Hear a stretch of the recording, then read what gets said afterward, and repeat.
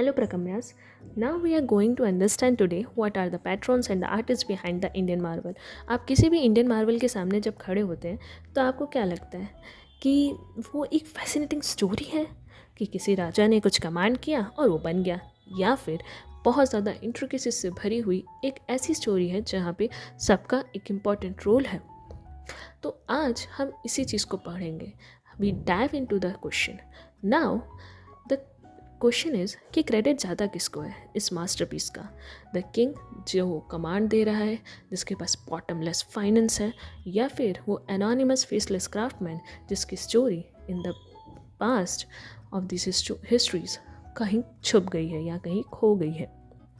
तो जब हम इसके बारे में बात करते हैं तो आपने एक मिथ तो सुना ही होगा, a king command the temple and boom it is there. But modern historian ने पूरे स्क्रिप्ट को फ्लिप कर दिया है। उन्होंने कहा कि इंडियन आर्ट सिर्फ एक एस्थेटिक नहीं या फिर एक क्रिएटिव जीनियस नहीं, बट वो एक डेंस नेटवर्क है पैट्रोनेजेस का, आर्टिस्ट एंड आर्टिशंस का। पैट्रोनेजेस comprise of king, merchant, guilds, monks, householders, local communities, and artists and artisans who actually translating this divine. So the question is, who is the real patron?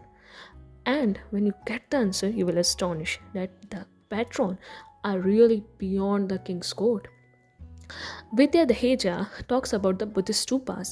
She said that Buddhist stupas were the corporate monument built through hundreds of small donations. And these small donations come from not only the king, but mostly from guilds, the merchants, the monks, the nuns, the householders, and the local communities. You can see in this chart here who are the donors of the Sanchi Stupa. They were the diverse group and not just the royalty. Royalty is the one piece of cake. See how merchants, guilds, and monks and nuns, and even women has the large scale contribution as a donor. And these women are not only from the royalty but also from the local and household people. This shows that the art is not a royal patronage but a real regional call. You can also understand that the patronage that is known as दान, प्रतिष्ठा, निवि, endowment, उसका economic meaning भी है, religious meaning भी है, political importance भी है.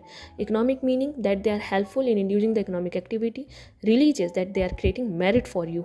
And when we talk about the political meaning of the same, we understand that they give a legitimacy to not only the king, the kingship, but also the Shrenis. They are ruling on the name of the. Now we will meet the people who are behind this art, or what we call Shilp.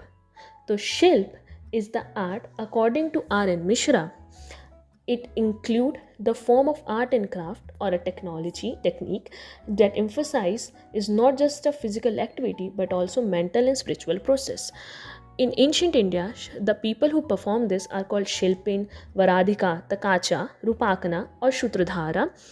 The women were called Shilpini, the men were called Shilpin, and they were skilled artists. उन्हें ऐसा माना जाता था कि वो divine power को induce कर सकते हैं इन द गिवन आर्ट, क्योंकि वो सेक्रेट टेक्स्ट पढ़ रहे थे लाइक शिल्प शास्त्र and etcetera.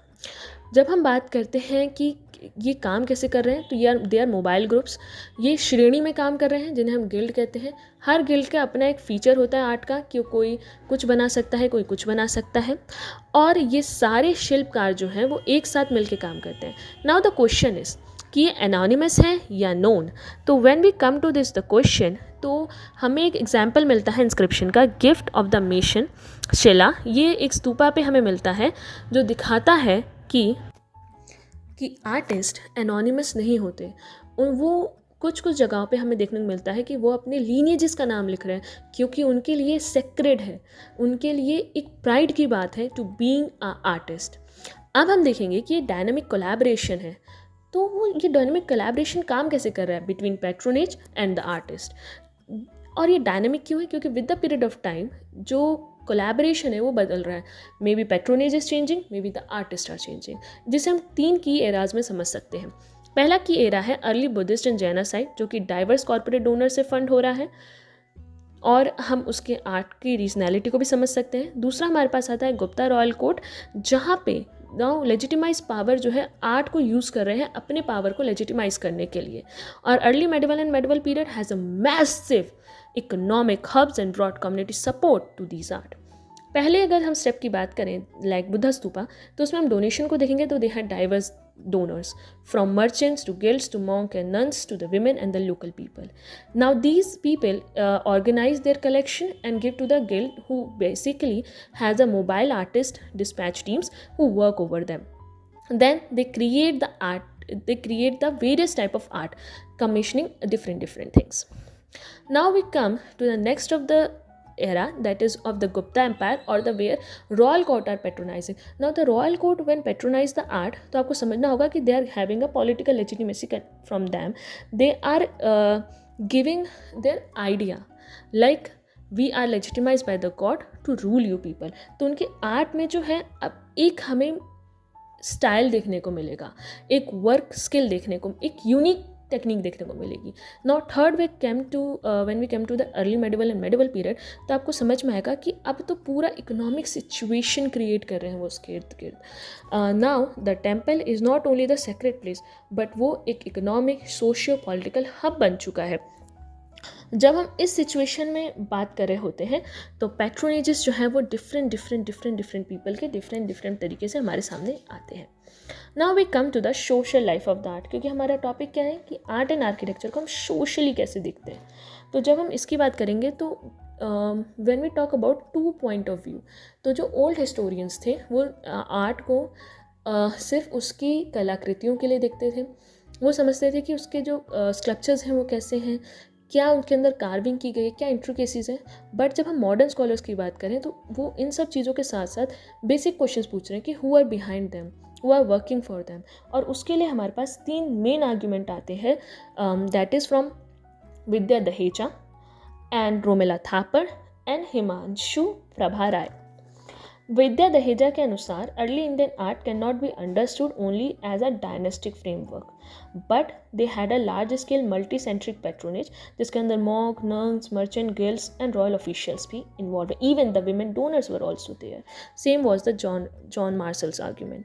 And then we came to the Himanshu Prabha argument that the urbanism is basically the monastic net. And then the Romila Thapar argues that the patronage is basically aimed for the political legitimacy. So, what we are seeing here, we are seeing not only a person vision,